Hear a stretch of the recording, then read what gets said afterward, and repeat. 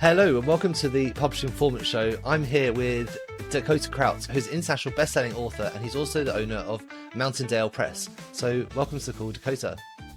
Thank you so much for having me, man. This is it's really nice to be here, and I love what you're doing with all this stuff. So thanks for inviting me on the show. Oh, great. Thanks for that. I really appreciate those words.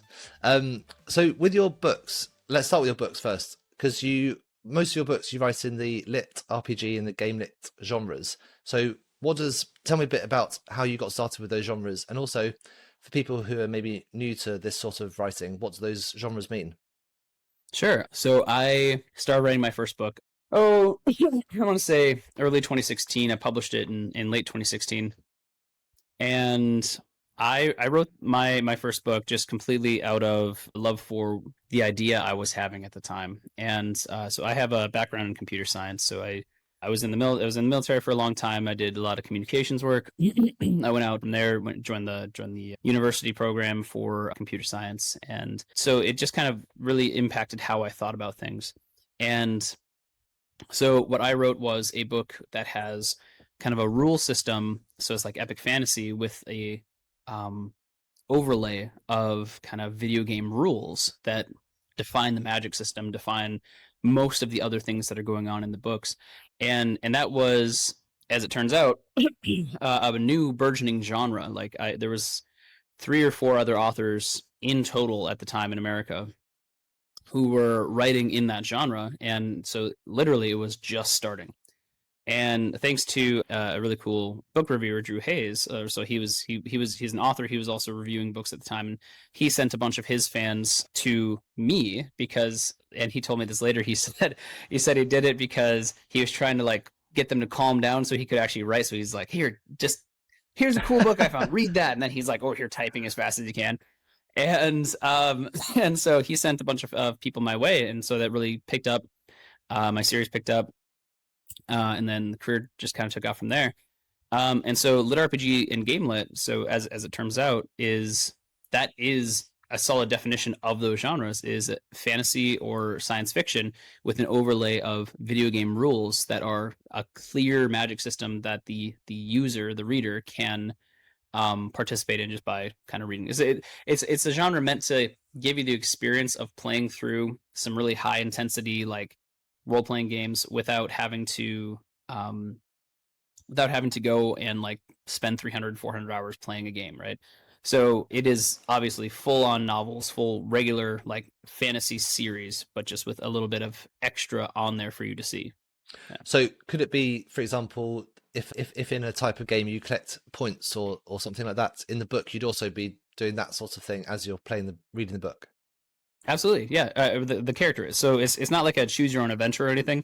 So it is a full novel, right? So that character is doing quests, doing all these other adventures, all these other fun things, just like you would see in a video game, and then leveling up their skills, leveling up their everything that they have, and then increasing their characteristic points, and just growing as a person. So it's fantasy, it's progression, it's usually a weak character to a very strong character by the end of the series, so on and so forth with that.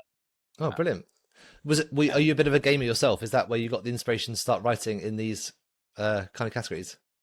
Oh yeah, so I've always been a huge fan of like D&D, and I'm a huge board gamer. Every 5 years or so, I'll pick up a new video game and play it to death a little bit, just when I do have free time, which is fairly rare. But it can be really fun, man, and just kind of seeing the creativity that other people bring to these things really can drive my own creativity. So that's why I make sure to spend some time not just doing one thing, but trying lots of stuff. Yeah.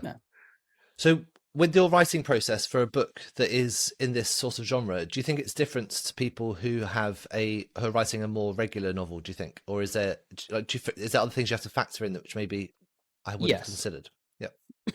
So the main driving difference between this, so LitRPG and just epic fantasy, because we write big books, we write, hefty stories, really good world building, lore, all of this stuff. Like I build a full economy of everything, magic, people, all of the stuff that goes into like any other epic fantasy.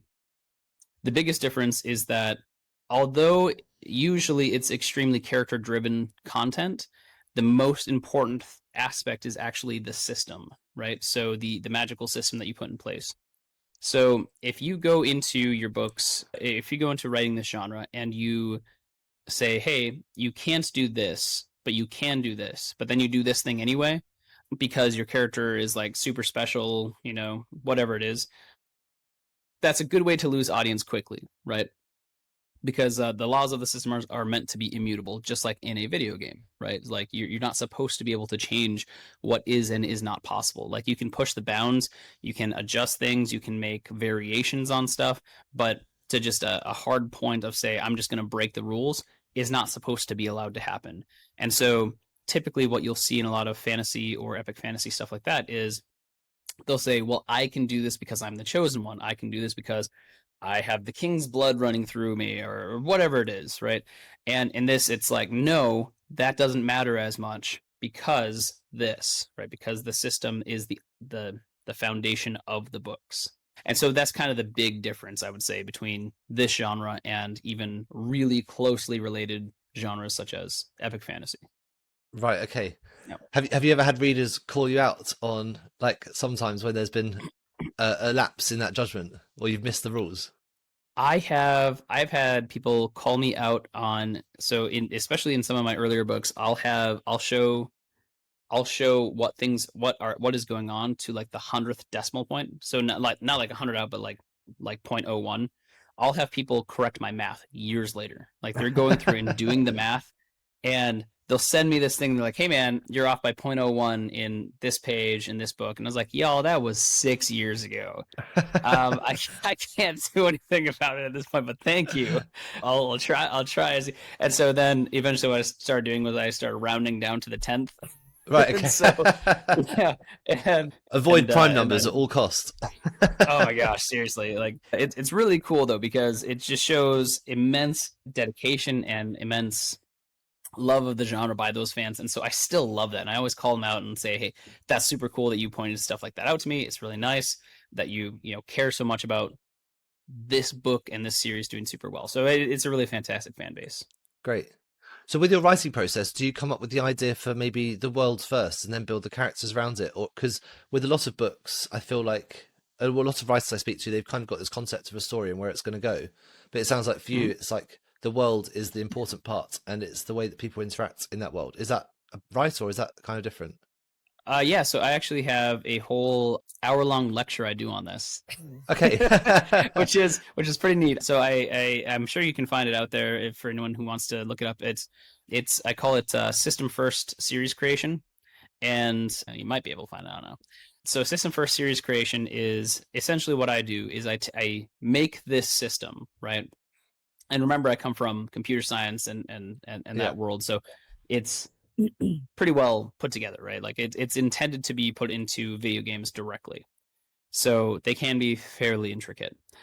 So I do the system first, and I say, okay, now that I have this system, right? So this is the concept. This is the magic system. This is how I want things to progress.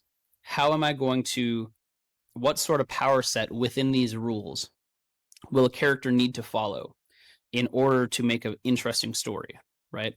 And so I make the system, and then I say, all right, so this character is going to start with this skill set, and it's still going to follow all these rules, but it's going to be cooler just because it has really unique properties, right?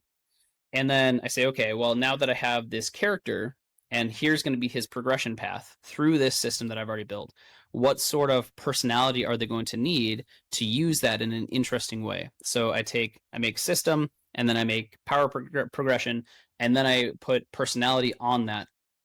And I say, okay, so in order to get from this power level to this power level with this personality type, what's going to be happening in the background, right? Like what sort of enemies are we going to have because of this to make this to really showcase how unique and cool this can be. And so then I have my enemies that'll show up here. I have my enemies that are going to be the final boss. And so then once I have the system, I have how he progresses through it. I have their personality. I have the enemies. That means I have basically everything I need, and then the story kind of writes itself at that point. Right. So Okay. that's the really quick and dirty version of it. So it is kind of backwards to how a lot of other authors go and approach writing books, I think, because it's, Mhm. it sort of Yep. turns it all on its head. And I'm sure you've heard many times where people are like, "Oh yeah, sometimes I'm planning on writing this, and the character just takes over, and they just go off and do their own thing, and I'm just like writing the experience." It's like that's cool, but the reality in that situation is that if you're writing and you're intending to write one thing, and something entirely different comes out, that means that you have a really deep intrinsic knowledge of what that character and their personality type should actually be doing, right? Yeah. So you say like, "Hey, I'm going to do this," but it comes out different.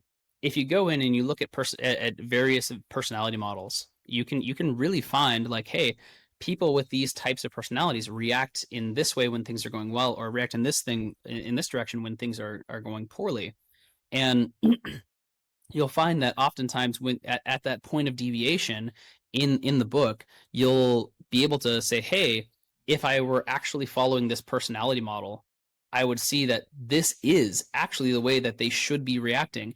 And I knew that because I know these people. Like I know people that would actually react this way. And so subconsciously, you're following the real path of what's going on. But if you can't clearly like codify that, if you can't clearly say this is how this person would do it, then it's really hard to repeat it, right? It's really hard to make a repeatable, scalable system or book series. And that's when people write themselves into corners because Yeah. they don't know where to go from there. Yeah. Of course. Yeah. A lot Yeah, of the fun, right?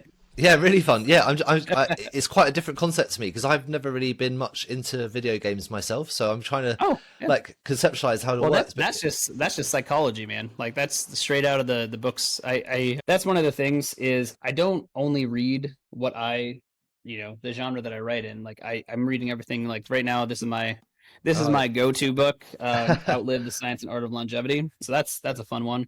eat But I spinach, have basically. everything from that to negotiation tactics to theology to psychology. I was reading just a giant book of logical proofs the other day, trying to figure out ways that I can make a more interesting character set. Hmm. And yeah, I mean that's just one of those things. Is as a career, writing is a difficult one because you need to do an immense amount of continuing education to still remain viable as an author and writing really cool and interesting stories over a long period of time. And you also need to have a lot of interesting experiences so that you can write about cool things. If you stay in a small dark room the whole time, you're going to have a really hard time Yeah. coming out with new and interesting stuff. So yeah. So with your books, all of the worlds that exist are like, invented by you. They're sort of your creations. But Yeah. it sounds like a lot of people could create worlds. Sorry, not create worlds. Write books around games or worlds that already exist using those structures that are already there. Is that something Yes people and do? no. Right. Yes and no. So there is such a thing as, copyright law, right? Yeah. A lot of people originally started trying to do stuff like straight D&D and there were people that were contacted by Wizards of the Coast and they were like, "Hey, you can't do this stuff." Right. So there you do typically have to generate new and interesting concepts when you're doing stuff like that, or you need to figure out like if you're trying to use a system directly from something else, you can just rip it whole cloth. There's like legal consequences to that potentially. So Right. it's Okay. just one of those things. Yeah, So people that's should be careful, like when they are creating their worlds, that they are really are creating them and not just, taking other yeah, people's work. Yeah, fine, that makes sense. absolutely. I mean, just like any other art form, like you can draw inspiration from places, but if you just do it, that's plagiarism. Yeah. And their words, not mine. A lot of your books, because they're based on those rules that you get with games, have you or any Mhm. other writers had it taken that one step further and been made into a game, or into Yeah. a slightly further extended worlds? Yeah, so it's an interesting thing because yes, that's something that we've all been attempting to do. I've done board games, like I have a board game of one of my books. The actual process of turning something into a video game is a years long process Mm. and disastrously expensive, right? And so I've had times where I've been made offers to have stuff turned into video games, but it's just not good offers, or they kind of just vanish after a short while or whatever it is. And so yeah, I think it's something that will happen eventually, but so even some of the most popular people in the genre don't have the most clearly defined systems, and so they would have to do, there would have to be a lot of work that goes into those in order to turn those into video games.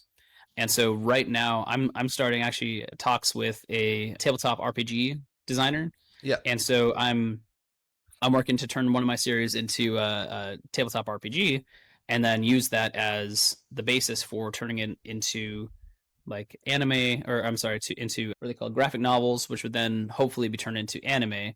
And then once you have those things, typically it's pretty easy to add in that extra route of making a video game out of it or something else similar. Oh, interesting.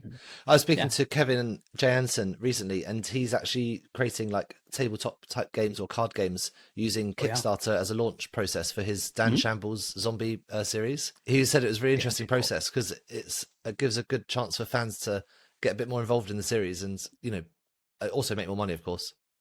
Yeah, every revenue stream is cool. That's definitely a neat thing. But I would so since this talk is specifically mostly for authors, correct? Like, Yeah. is who's going to be seeing this? Okay, so one other thing I'm going to caution everyone to, and I say this as the owner of a publishing company, and as an author myself, and I do a huge amount of career counseling. I would say I have 3 or 4 sessions a week, right?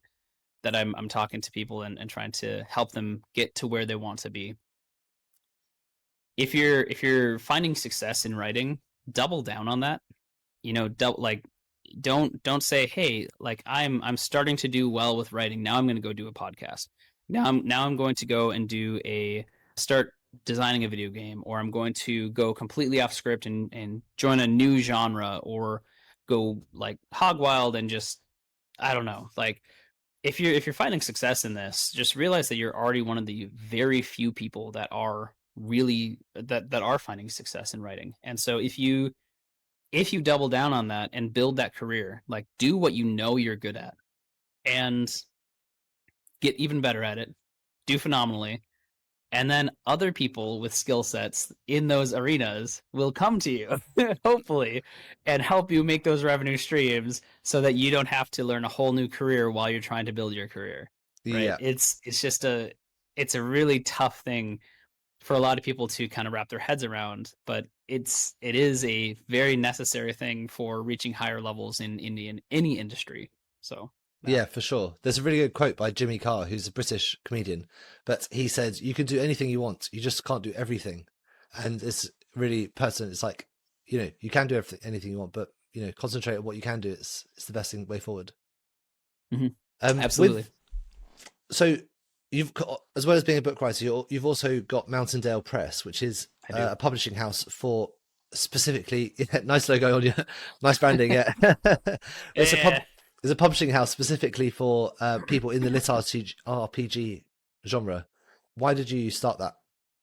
So I started that because I so I've always been self-published, and I love all of the things that go into this. Like, I really enjoy writing books. I love the communications between editors and narrators and artists. I love doing all those things, and I even like making ads Okay. and advertising and marketing and doing all this stuff. And so the first year I started doing all this, I said, how can I do this better? And so I threw a ton of time and effort into learning how to market and advertise and find cool artists, and I studied like art, which is really hard for me because I'm partially colorblind, and like just tried to figure out things that were interesting. And before I knew it, I had spent like $30,000-$40,000 on like just learning stuff. And at the time, I was not writing fast enough to justify these huge expenditures of time and investments in just promoting my own books.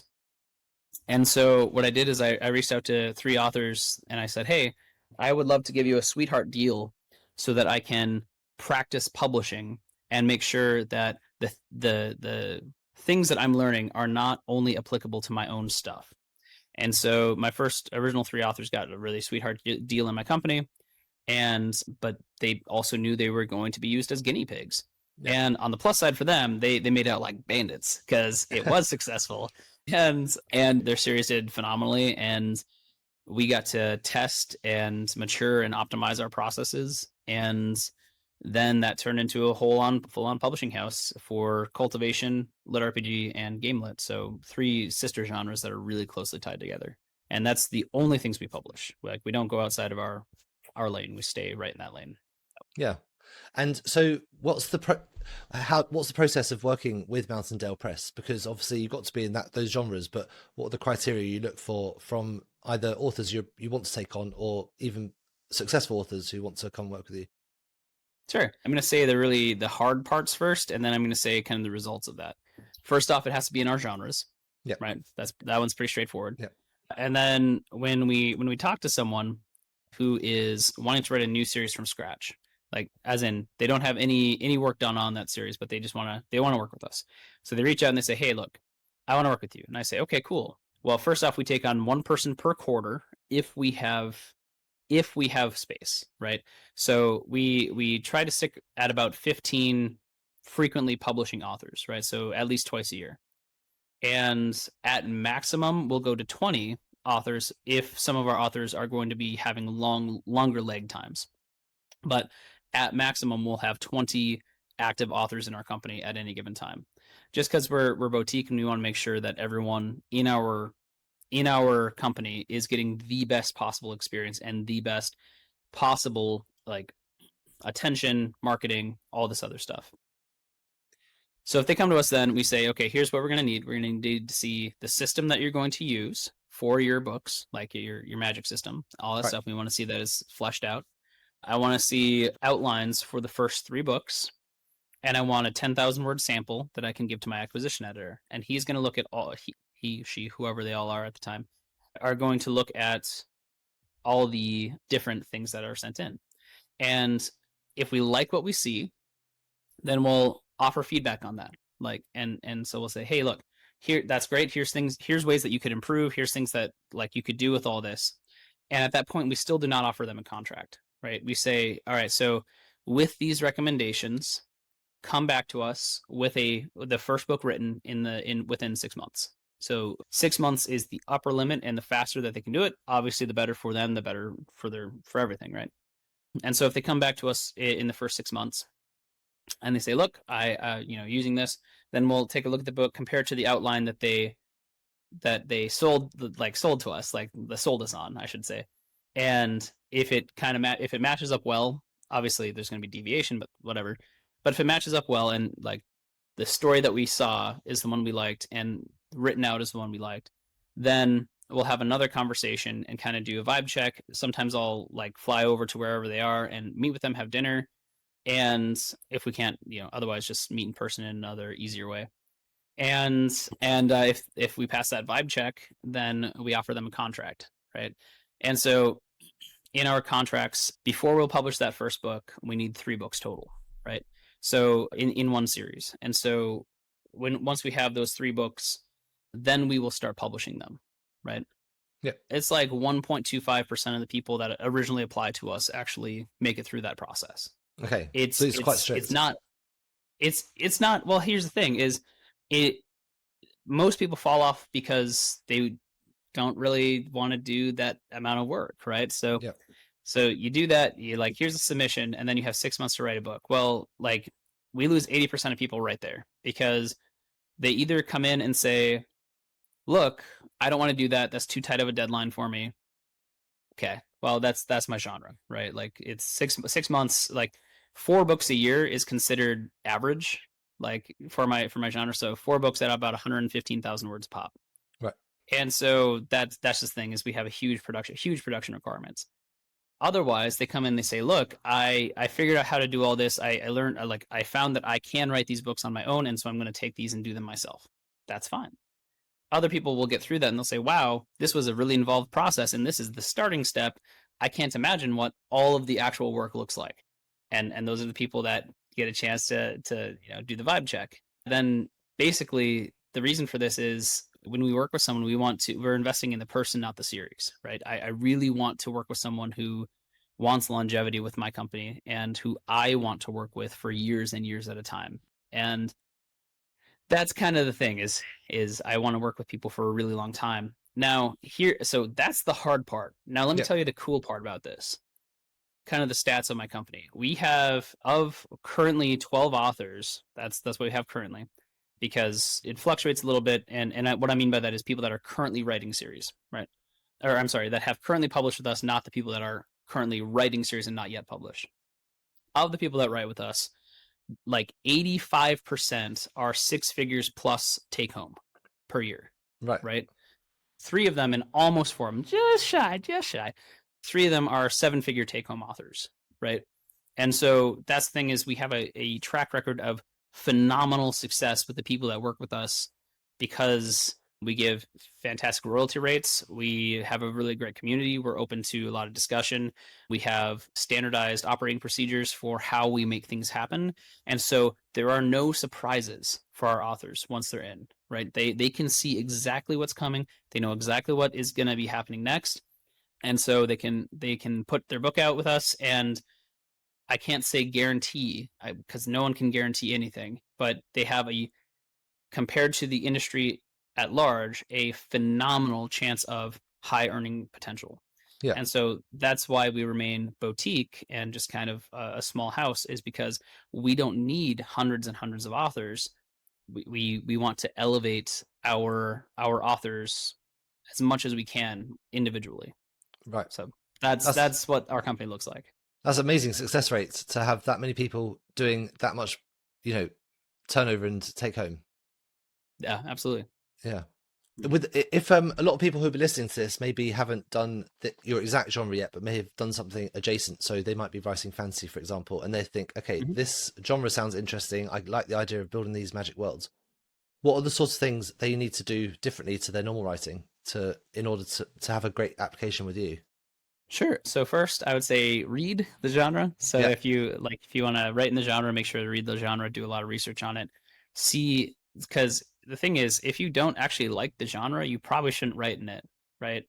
That's why there's a lot of genres I don't write in. Horror, for example. Like Yeah. I'm not a horror fan, because I write clean, lighthearted, fun, like dad joke pun fantasy, right? I don't like the whole creeping existential dread. Like it sticks in my head too long. I don't like it.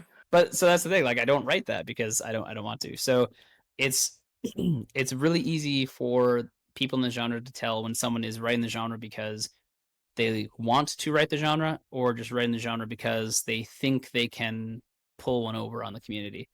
Yeah, if you don't kind of understand what you're doing, it's like the tropes, all this other stuff. So that's a starting point. So just read it, make sure you like it.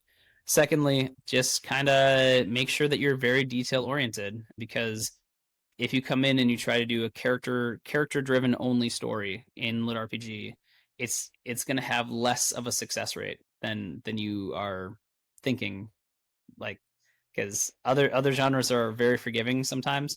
This one is much closer to how like military sci-fi presents itself, with pretty strict and harsh requirements for hitting tropes. So it's just one of those things. Gotta figure those out.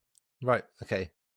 And you talked at the beginning about building out your magic system and making sure that's really clear. What would a clear magic system look like? Do you have any examples of ones maybe you've done that could help the audience? Yeah. So I have upper and lower bounds on each different tier of magic, right? So what I mean by that is I have like tier 1 to tier 10. Well, it's tier 0 to tier 9 really, but 1 to 10. And so essentially what I do is I say, if a magic is within this realm over here, it has these uses. Like, so what I like to say is a tier 1 spell is anything at touch range, right? So if I'm going to use the spell, I had to touch them with it in order to make it happen, right? Mm-hmm. And so then there's 10 levels within that build up that spell. So it's at level 1 tier, like level 1 tier 0, which is the first tier, but yeah. So it looked like 0-1 in terms of skill level. I can light my hand on fire and smack someone with it. Pretty straightforward, right? Or I can grab them and burn into them, right? So that, right. So once I maximize that to level 10, it switches over to tier 1, or so it's 1. So then it would look like skill level 11, right? Right. So it's tier 1 level 1, or tier 1 level 0, because then it goes up. And now in this one, I can throw this, or I can use it at range. So now instead of like a hand that's on fire, it turns into a fireball that I can throw. Right. Pretty Okay. straightforward, right? Yep. And so just having like kind of like that, and then it goes up all the way up until I can like light the world within a certain distance around me just on fire, right? Yep. To at the maximum thing. And so yeah, so that's just kind of thing is knowing what progression looks like throughout every part of that journey, even if you're not going to actually reach that in your books, because then you can at least show characters who have reached that pinnacle of power and you know what it should look like. And you don't say, oh man, I have no way to fight these godlike creatures because I never figured out what the actual bounds of power in that are supposed to be. Right. So, yeah, so really clearly defining how things work, no matter what the spell is kind of what I would say is one of the most useful things to do. Okay. That makes sense. Yeah. So just make it just as clear as possible and how each of the different magics interact with each other as well. Mhm. Yeah. The success of your particular authors was quite remarkable. You said like however many, over 85% were over 100,000 a year. Do you, the way that you market your books, do you have specific fans of Mountandale Press and all of the authors that come with it, or is there any other specific marketing that you do for this kind of genre? Oh yeah. I mean, so if you think about marketing or advertising, anything else, I mean it's the same here, right? So I see those as very separate things because marketing is how we reach and maintain relationships with our fans, and advertising is how we reach new fans through like paid marketing, paid advertising, right? So we Yeah. make ads, do this stuff, try and bring them in. We do have fans that are specific to Mountandale, which is really cool, where they just come in and they're like, "Look, if Mountandale's putting it out, I'm reading it Yep. because I know what the standards for Mountandale are." And so they're like, "I know I can read this and it's not gonna my wife won't see it and be shocked. My children, if they get the book, I don't have to snatch it away from them." That sort of thing, right? And so they know what they're getting when they come in and work with us. Just fun, awesome books, escapism, like good quality stuff. And yeah, but otherwise, yeah, we do marketing everywhere, man. Like name a social media platform and we have ads there. So it's even TikTok. Yeah. Yeah. For people who are just wanting to start in this niche, what, or maybe they have written this niche but haven't come to yet, what are the marketing strategies you think that are the best ones to start with? So the first thing I would recommend is joining LitRPG GameLit communities online. So Yeah. find them on Facebook, Reddit, wherever they exist. Join them and just be a part of that community for a while. Like engage with people, comment on posts, read books when people put them up, because a lot of my genre is extremely relationship based, right? So we meet up at different conventions over like during the year. So if you go to Dragon Con, there's a massive lit RPG presence to the point where they've given us like 15 different panels in different tracks now because it's gotten so large there. And yeah, I mean, just going and being a part of things will kind of give you a feel for not only the authors but the readers because everyone is very involved with each other. And if you build up that relationship ahead of time before you're trying to sell to them, you're going to have a better understanding of how you should speak to them when you do go in with advertisements or Yeah. advertisements or marketing. Yeah. Yeah. So, no. Cool. Can you see any changes with the industry at the moment in terms Oh, of new trends, for example, like genres that you think are coming in? What's kind of hot? So constantly. So here's the interesting thing is that it does change fairly quickly because someone will put something out that does really well and then immediately there's going to be a lot of people that have variants of that, right? And there's people that write very fast in this genre. And so my recommendation is always if you're writing what you think is going to be the hot new thing, keep your mouth shut until you publish it. and then and then put it out, right? And then talk about it everywhere. But currently one of the things that was really hot is like deck builders. So, and that was, I mean, that was all the rage in this last year. And so I think it's kind of coming to a close, but it went from pretty standard like RPG style to there was a brief moment of like first person shooter lit RPGs, and chef lit RPGs, like doing cooking magic, stuff like that. And then I went to like deck builders where like you fight monsters and they turn into cards, and then you can like use those cards for cool things. And so on and so forth. So it's the cool thing is I like to say that LitRPG is the cranberry juice of writing, because it goes with everything, right? Like you got apple juice over there, how about a little bit of cranberry juice, and you got cran apple. Hey, orange juice, cran orange. Yeah, perfect. So it can go with anything. And it, like, if you give me an example, like even if we were talking about like romance, real world romance, right? I could say, hey, the system that you use here is the legal system, right? because it's like, hey, all these other things going on, and like here is the actual system in place in reality that you can use in order to like work through this romance or whatever else to make sure that you come out with a good ending, right? And that's, I mean, a whole thing. So yeah, I mean, it can go with any genre, which is really neat. Even Yeah. horror, which Matt Dinman has been showing with Dungeon Crawler Carl. So yep. Okay. Yeah. Nice. Yeah. So I think maybe with this genre, I mean, all genres, it's important to do that networking within the community, and that's, we've talked about it so much on these podcasts, but it sounds like with the Lit RPG and GameLit specifically, you really do need to be on the forums, like chatting to people, building up that sort of that network, so that you can understand what's going on in the industry and understand those trends. I kind of missed the actual question there. I'm sorry. Oh, sorry. I'll start the question again.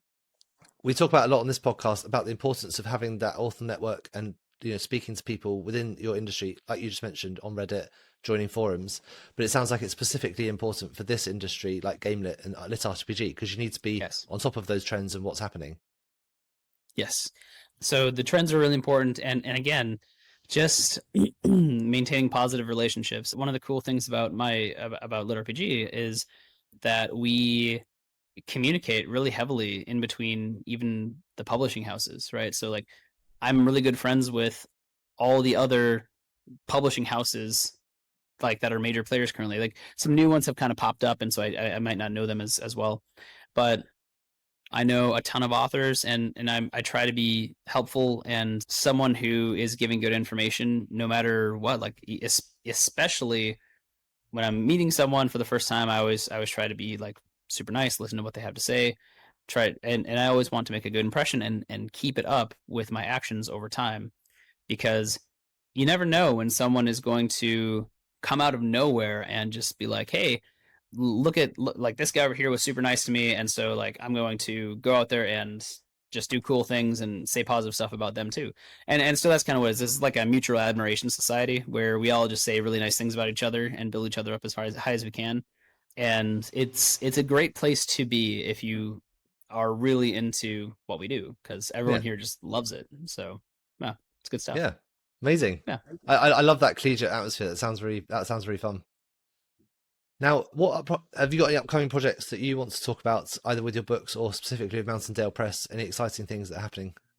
Sure. So I always have exciting projects coming out, because I write really fast. I have a new series that's going to be coming out next year that is, I'm actually kind of keeping a little close to the chest for now, but I'll talk about another one that I have coming out next year. It's going to be called Chance Encounter, which is actually a romance term, which is really funny. But that's the character's name is Chance Encounter. Like, hey, you haven't survived this. Chance Encounter. Right. And so that one's going to be on mountaindopress.store. I'm going to actually self-publish that one only on my website. I'm going to keep the whole 6-book series there for a year before porting it out to any other websites, and then any other distribution, I should say. But otherwise, I have 57-ish, 58 books out on the market right now. So if you're looking for something to read, I literally have a book titled Something. So it's something, anything, and believe it or not, I can and did do everything, right? So, but I will warn you, if you read something by Dakota Krout, soon you'll be reading anything by Dakota Krout, and then you'll read everything by Dakota Krout. Is that your tagline? Yeah. So I designed that series for easy marketing. Yeah. Right. Really good. So if someone wants to read your books, that's kind of the best place to start, is something, or to everything. Start with something, Yeah. It's a good place to start. Yeah. That's a good place to start. Otherwise, I don't Brilliant. know Well, when is this. Oh, I'm sorry. When is this stream going to go out to people? probably in about a month or so. Okay, so yeah, I have a Kickstarter that will be over by then. So otherwise, I would talk about that too. Okay. All right, no worries. Cool. Yeah, well, brilliant. It's been really great speaking to you. Thank you so much for spending some time chatting to me. I think, I didn't know anything about this topic, so it's great to actually, learn about a new genre, which I didn't know anything about. So that's really good. Yeah, absolutely, man. And I really appreciate it. And it's really cool. Like we've built this up in the last 8 years from 4 or 5 authors to hundreds of authors now. Last year we got a BISAC code, so we got a actual library category code, which then gave us an official category to like home on Amazon, Audible, and all these other places because they mirror what the library system has. Yeah. So in under a decade, we went from 0 to recognized by library systems and Amazon as a whole. So that was Amazing. really cool. Yeah, really cool. So it's so interesting to see these new genres come out, like, out of seemingly nothing. It's amazing. Right. If people want to get in touch with you, where's the best place to do that? So you can go to mountandalepress.store, and that's a great place. There's contact information there whoever you want to talk to. Otherwise, Facebook is always great. I have a large community over there. You can go to Mountandale Press Facebook page, or you can go to the Dakota Krout Facebook page. Both are awesome. I had my personal favorite is just the shine the spotlight on Dakota, but I do love bringing everyone to Mountandale because I love building up all of my authors in my company, and that's one of the cool things about having this community is that we can all work extremely well, closely knit together to keep people within our sphere, which is nice. Yeah. But yeah, so Facebook, Discord, if you're going to search Mountandale Press, that's where I am. Yeah, everything. I mean, anywhere you want to find me, just look for Mountandale or Dakota Krout. Brilliant. Thank you very much. One last question is, what is the book you recommend that everyone should be reading at the moment? The book that everyone should read. So I'm actually going to point this outside of what my whole genre is. I'm going to go and say that if you're going to read one book and digest that information, look at How to Win Friends and Influence People. So it is a spectacular book. And if you take the principles from that, not only are you going to be able to be a better person, which is always a nice thing, you're going to be able to write characters that have more human interactions with each other. You're going to be able to take those principles and apply them to marketing and to advertising and to just having a community online, right? And so I would say that book is the number one read I would recommend for anyone who wants to do this as a career or have any career at all. So, yeah, definitely. It's a great book. It's a classic, isn't it? So yeah, really recommend everyone read that one. Well, thank you so much, Dakota. It's been great. I'm looking forward to meeting you in person when we go to Author Nation. But apart from that, yeah, thanks for joining us, and we'll speak again soon. Yeah, thanks so much for having me, and I really appreciate being here. Thank you so much for tuning into the Publishing Performance podcast. I really hope you found today's episode inspiring. I love chatting to authors, writers, and people in the publishing world. Now, just before we wrap up, let me tell you about Publishing Performance, the #1 platform for authors who want to increase Amazon book sales but are not really sure where to start. Now, this show is all about helping you to sell more books. And if you're looking to boost your publishing game and to maximise your book's potential on Amazon, then Publishing Performance is designed to help authors just like you to grow your readership and to reach a much wider audience. Now, I know that Amazon ads can be slightly complicated, which is why Publishing Performance is like having a personalised ad account manager to create your ad campaigns, to choose your best keywords, and to make adjustments in real time. Now, if you're investing in ads, you really want to make sure that your investment is being used effectively, and Publishing Performance does just that. It aims to make your budget go further, improve your organic rank, and target keywords more effectively. Just go to publishingperformance.com to get started with Amazon ads for just $1.